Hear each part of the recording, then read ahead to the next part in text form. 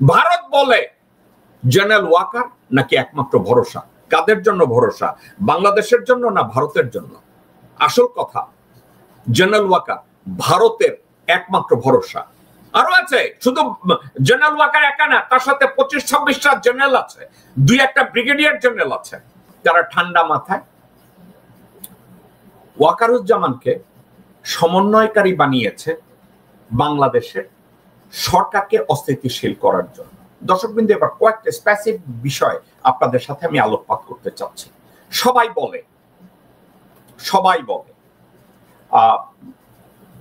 সবাই একটা কথা বলে, আমাদের এই কনভারসেশনের ভিতরে এস সুভাষ দাস নামে একটা ভারতীয়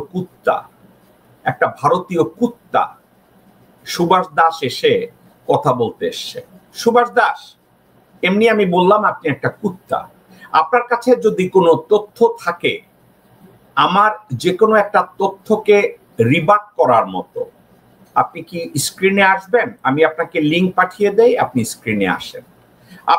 আপনাকে আমি এমনি কুত্তা বললাম, কিন্তু আপনাকে এখানে আনলে পরে আপনাকে আমি উলঙ্গ করব না। আপনাকে আমি উলঙ্গ করে আপনার মুখের ভিতরে আমি গু ঢুকাবো না, আমি প্রমিস করছি। আপনার বাবা যদি একজন হয় সুভাষ দাস, আসেন আমার সাথে একটু কথা বলবেন, নাকি এখানে আসতে ভয় পাবেন যে আপনি আপনার মতো পুরুষও আমার কুকুরের দ্বারা প্রেগনেন্ট হয়ে যাবেন? আসার সাহস আছে? পারবেন না। তো যদি না পারেন, ওখানে এসে ঘেউ ঘেউ করেন না। হাওয়ার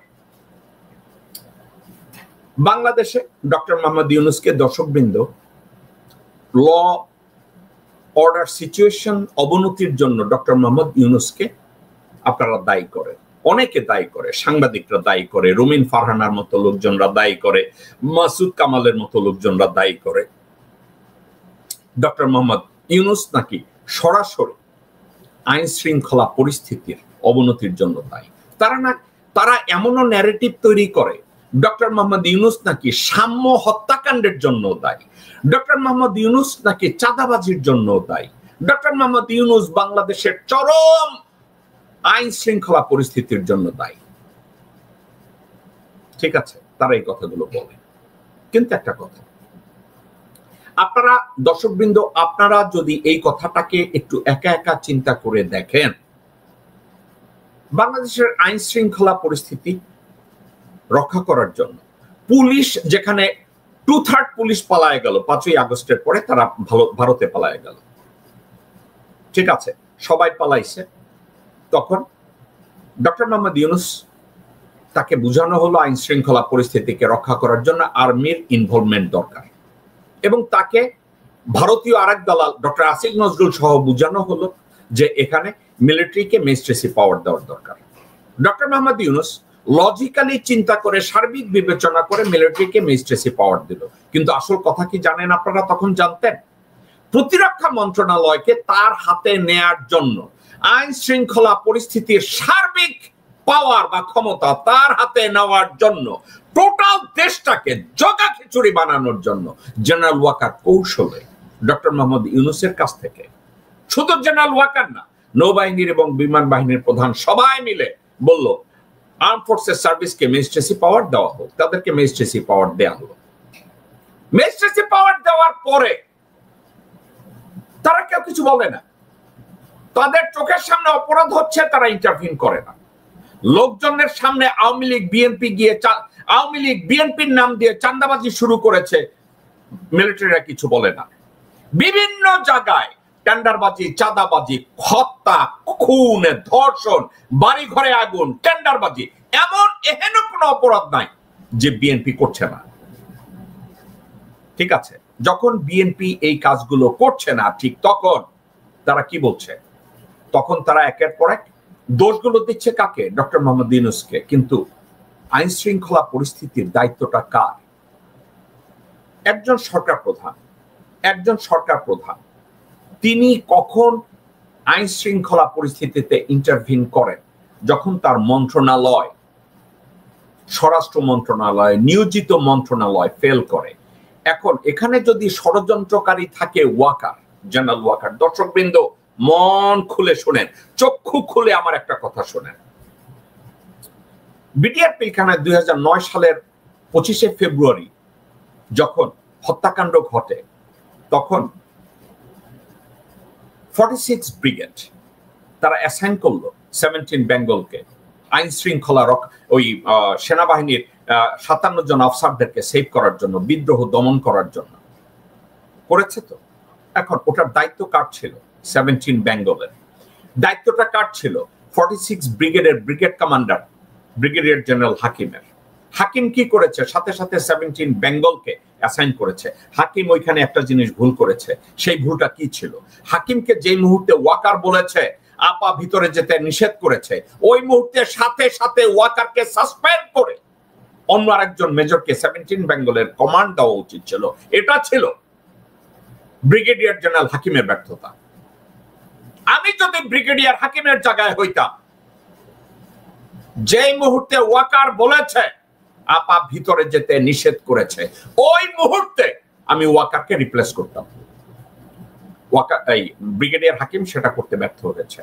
এটা আলাদা একটা সাবজেক্ট, এটা নিয়ে আমি এখন কথা বললাম না। কিন্তু আপনাদেরকে যদি আমি জিজ্ঞাসা করি ওয়াকার কি করেছে, ওই দিন পিলখানায় গিয়ে মেজর অবস্থায় ওখানে একটা অ্যাক্টিং সিএ হিসাবে 17 বেঙ্গলকে নিয়ে জাস্ট মির জাফরের মতো হাত পা গুটিয়ে বসেছিল। এখন ডক্টর মোহাম্মদ ইউনূস যখন চিন্তা করেছে মিলিটারিকে ম্যাজিস্ট্রেসি পাওয়ার দিবে, মিলিটারি প্রধান যে ডক্টর মোহাম্মদ ইউনূস কি এটা চিন্তা করেছে? এই ওয়াকারের রেকর্ডে আছে সে মেজর থাকাকালীন অস্ত্র হাতে নিয়ে 17 বেঙ্গলের শত শত সোলজার নিয়ে সে দাঁড়ায়ছিল, সে কোনো কাজ করে নাই। এই ধরনের একটা সেনাপ্রধানকে কি করে ম্যাজিস্ট্রেসি পাওয়ার দেয়? এই সাবজেক্টটা কি উনি রিবার্ট করেছে? এই সাবজেক্টটা কি ডক্টর আসিফ নজরুল রিবার্ট করেছে? এই সাবজেক্টটা কি তারা আলাপ আলোচনা করেছে? এই সাবজেক্টটা কি নিয়ে তারা চিন্তা করেছে? যেই জেনারেল ওয়াকার সঠিক সময় 57 জন অফিসারের জীবন বাঁচাতে একটা অ্যাসাইনমেন্ট নিয়ে পিলখানায় ঢুকতে ব্যর্থ হয়েছে, সেই ওয়াকার পুরো দেশের আইন শৃঙ্খলা পরিস্থিতির উন্নতি করবে ম্যাজিস্ট্রেসি পাওয়ার দিয়ে, এই ভরসাটা তাকে কে করতে বলেছে? যেখানে ডক্টর মোহাম্মদ ইউনূসের পাশে বসিয়ে রেখেছিল জেনারেল হাফিজকে, ডক্টর মোহাম্মদ ইউনূসের অফিসে বসিয়ে রেখেছিল জেনারেল ফেরদৌসকে। ডক্টর মোহাম্মদ ইউনূস ওখানে বসে কফি খায় না চা খায়, ভাত খায় না রুটি খায়, জেনারেল ওয়াকারকে প্রতি মিনিটে মিনিটে ইনফর্ম করা হয় এবং জেনারেল ওয়াকার প্রতি মিনিটে মিনিটে র এবং জেনারেল দ্বিবেদীকে ইনফর্ম করে যে ডক্টর মোহাম্মদ ইউনূস এটা করছে। ঠিক যেভাবে গোরখদক আব্বাস, খায়রুল কবির খোকনের বউ, গোরখদক আব্বাসের বউ,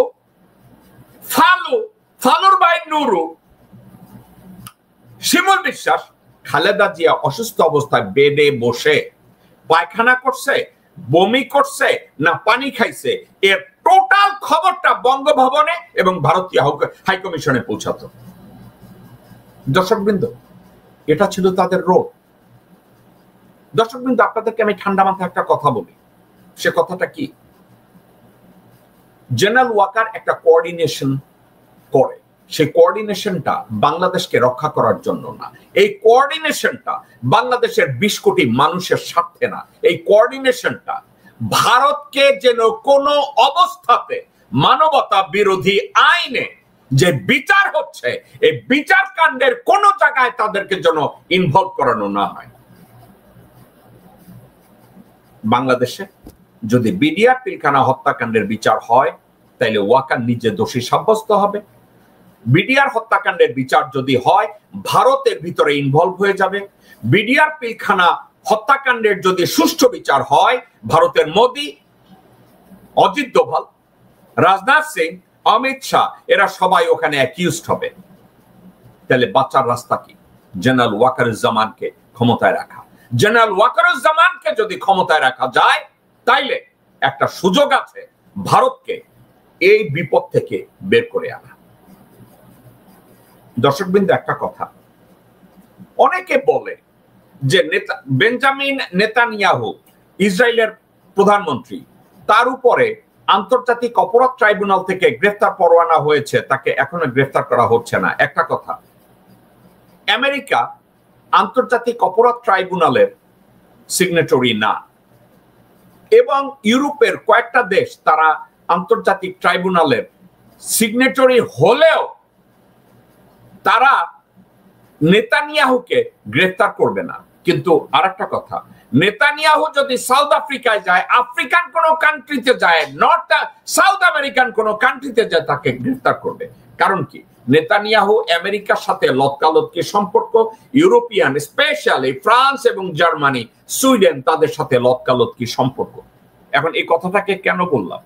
আন্তর্জাতিক অপরাধ ট্রাইব্যুনাল যদি অ্যারেস্ট ওয়ারেন্ট বের করে মোদির জন্য, অমিত শাহের জন্য, রাজনাথ সিং এর জন্য, অজিত দোভালের জন্য, আপনি লিখে রাখেন, তারা ইন্ডিয়া থেকে বাহিরে কোথাও পাড়া দিতে পারবে না। আন্তর্জাতিক অপরাধ ট্রাইব্যুনাল ভারতের প্রাইম মিনিস্টারের এগেনস্টে যদি অ্যারেস্ট ওয়ারেন্ট ইস্যু করে, ভারতের খেল খতম। তারা ইউরোপের কোন দেশে যেতে পারবে না। কারণ বেঞ্জামিন নেতানিয়াহু যে বেনিফিটটা পায়, এই বেনিফিট নরেন্দ্র মোদী পাবে না। বেঞ্জামিন নেতানিয়াহু নর্থ সাউথ আমেরিকায় যে বেনিফিট পায়, ইউরোপে যে বেনিফিট পায়, অন্যান্য দেশে যে বেনিফিট পায়, ওই বেনিফিট নরেন্দ্র মোদী পাবে না। যদি এই ভয় জেনারেল ওয়াকারকে তারা শক্তিশালী করে ওখানে পাঠিয়েছে, বসিয়েছে। তারা প্রতিদিন একটা ন্যারেটিভ বের করে ভারতের বিভিন্ন মিডিয়া থেকে। ন্যারেটিভটা কি? ন্যারেটিভটা হচ্ছে, ও জেনারেল ওয়াকারই একমাত্র ভরসা। ভারত বলে জেনারেল ওয়াকার নাকি একমাত্র ভরসা। কাদের জন্য ভরসা? বাংলাদেশের জন্য না ভারতের জন্য? আসল কথা, জেনারেল ওয়াকার ভারতের একমাত্র ভরসা। আরো আছে, শুধু জেনারেল ওয়াকার একা না, তার সাথে 25-26টা জেনারেল আছে, 2-1টা ব্রিগেডিয়ার জেনারেল আছে।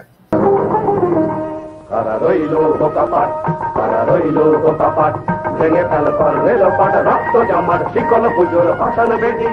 ওরে ও তরুণ নিশান, ওরে ও তরুণ নিশান, বাজে তোর গলায় বিশাল ধ্বংস নিশান, প্রাচীর প্রাচীর ভেদি।